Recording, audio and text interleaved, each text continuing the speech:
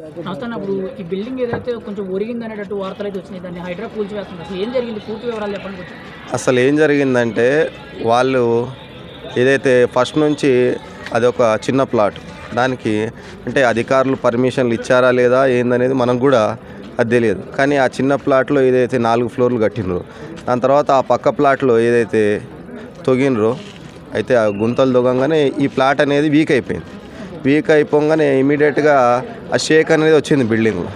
ఆ షేక్ అనేది వచ్చిన తర్వాత ఏం జరిగిందంటే అక్కడ ఉన్న స్థానిక అధికారులు అనేది ఇమీడియట్గా వచ్చి వాళ్ళు దాన్ని చూసుకొని బిల్డింగ్ అనేది కింద పడిపోతే ప్రాణ నష్టం జరుగుతుందని ఇమీడియట్గా ఎమ్మెల్యే గారు కూడా వాళ్ళు కూడా పరిశీలించడం జరిగింది. ఏమని, ఈ రకంగా జరిగింది ఇబ్బంది, ప్రాణ నష్టం అనేది జరగొద్దని అధికారులు కూడా ఇమీడియట్గా దాని మీద యాక్షన్ తీసుకొని ఇమీడియట్గా కార్పొరేటర్ గారు వాళ్ళు కూడా అక్కడ చూసారు. ఎందుకంటే వాళ్ళని ఇమీడియట్గా ఖాళీ అనేది చేపించి ఇంత అంటే ఇప్పుడు అదే ప్రాణ నష్టము జరిగిన తర్వాత మనము ఏం చేయలేం. కానీ ప్రాణ నష్టము జరగకముందే మన అధికారులు ఏదైతే స్పందించిందో అది చాలా గొప్ప విషయమే. ఎందుకంటే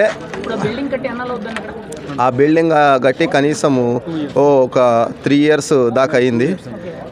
3 ఇయర్స్ అయింది. ఇంతకుముందుకు వేరే వాళ్ళు కన్స్ట్రక్షన్ చేసినండి. దాని తర్వాత ఒక 3 ఇయర్స్ టైం అనేది జరిగింది.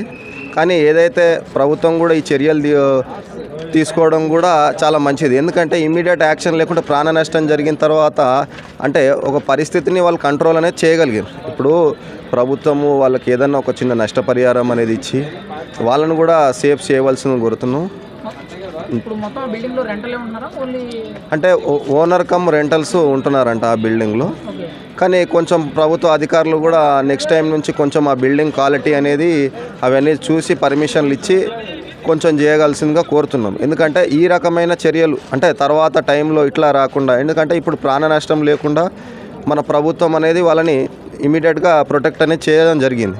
ఇన్ ఫ్యూచరు ఇప్పుడు అదే అగ్ని ప్రమాదం జరిగినా ఏది జరిగినా ఇప్పుడు ప్రొటెక్ట్ ఇట్లా మిషన్ రావడానికి కూడా ఇప్పుడు ఇక్కడ ఇబ్బంది జరిగింది. కాబట్టి తదుపరిగా ఏవైనా కన్స్ట్రక్షన్లు జరిగితే ఎవరైతే అధికారులు ఉన్నారో ఇమీడియట్గా దానికి ఏం పర్మిషన్స్ ఉన్నాయి ఏంది అనే దాన్ని బట్టి మనం అది చేయాలి. మెయిన్గా ఒరిగిపోవడానికి కారణం ఏంటంటే అక్కడ వీళ్ళు అవతల పుట్టింగ్లు తీసిండ్రు. ఇక్కడ పుట్టింగ్లు అనేది చాలా లోతు అనేది ఎక్కువ ఉండాలి. పుట్టింగ్లు యాక్చువల్గా మినిమం 10 ఫూట్ అట్లా మనకు అనేది పుట్టింగ్లు ఇవ్వాలి. ఇక్కడ ఏంటంటే కాంట్రాక్టర్లు వాళ్ళు డబ్బులకు కకృతిపడి పుట్టింగ్లో 5 ఫీట్లు వేయడం, 4 ఫీట్లు వేయడం, అప్పుడు దాని మీద G+4 G+5 కన్స్ట్రక్షన్ వేయడం వల్ల ఆ పుట్టింగ్లు అనేది వీక్గా ఉంటాయి. అది ఎప్పుడు పడిపోతుందో తెలియదు. ఇప్పుడు చాలా బిల్డింగ్లు కాంట్రాక్టర్లు ఎవరైతే ఎవరో చాలామంది కాంట్రాక్టర్లు వచ్చేస్తారు, మేము ఆ రేటుకి చేస్తాం ఈ రేటుకి అంటే ప్రజా ప్రాణాలతో వీళ్ళు చెలగాడమాడుతున్నారు. ప్రభుత్వము వీళ్ళ మీద ఫస్ట్ ఆ కట్టే కన్స్ట్రక్షన్ చేసే వాళ్ళ మీద యాక్షన్ తీసుకుంటే దాని తర్వాత అన్నీ క్లియర్ జరుగుతాయి. దీనిలో మెయిన్గా తప్పు ఎవరు అంటారండి? ఈ పక్కన కొత్తగా కడుతున్న ఆ సెల్లార్ తీసిన వాళ్ళు, లేకపోతే బిల్డింగ్ ఓనర్స్ గతంలో అంటే ఇప్పుడు అక్కడ ఈ తప్పులో ప్రతి ఒక్కళ్ళదే భాగస్వామ్యం ఉందండి. ఎందుకంటే ఇప్పుడు అవతల ఎవరైతే సెల్లార్ గుంతలు తీయడం వాళ్ళు కూడా వితౌట్ పర్మిషనే వాళ్ళు వెళ్ళినట్టున్నారు. ఎందుకంటే పర్మిషన్తో వెళ్తే ఈ ప్రమాదం అనేది జరగకపోతుంది. ఇప్పుడు వీళ్ళు కూడా వాళ్ళు సెల్లార్ తీస్తున్నప్పుడు వీళ్ళు కూడా అక్కడ ఎందుకు దోగుతున్నారు ఇట్లా ఈ రకమైన ఇబ్బంది ఉంది. ఎందుకంటే ఆ బిల్డింగ్ వీళ్ళు ఎప్పుడైతే కట్టించారంటున్నారు, ఆ ఓనర్ గారిది కూడా వీడియో చూశాను నేను. ఆమె కట్టించినప్పుడు అవతల బిల్డింగ్ వాళ్ళు తవ్వుతున్నప్పుడు పక్కన పిల్లర్లు తవ్వినప్పుడు వీళ్ళు కూడా ఏమనాలి, మా బిల్డింగ్కి ఇంత పక్కనే ఎందుకు పిల్లర్లు తీస్తున్నారు, రేపటి నాడు మాకు ఇబ్బంది అవుతుందని వీళ్ళు కూడా ఒక రెస్పాండ్ అనేది ముందే అయినట్టే. కానీ అంటే ఈ రకమైన ప్రమాదం జరిగేది కాదు. అది